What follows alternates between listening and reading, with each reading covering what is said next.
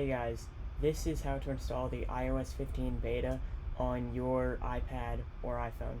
So first, go to betaprofiles.com on the device using Safari. Then wait while it checks your browser and scroll down until you see the beta profiles. Then click download profile. Now the profile will download. You'll have to go into general, then profile, then click on the profile, click install, and put in your password.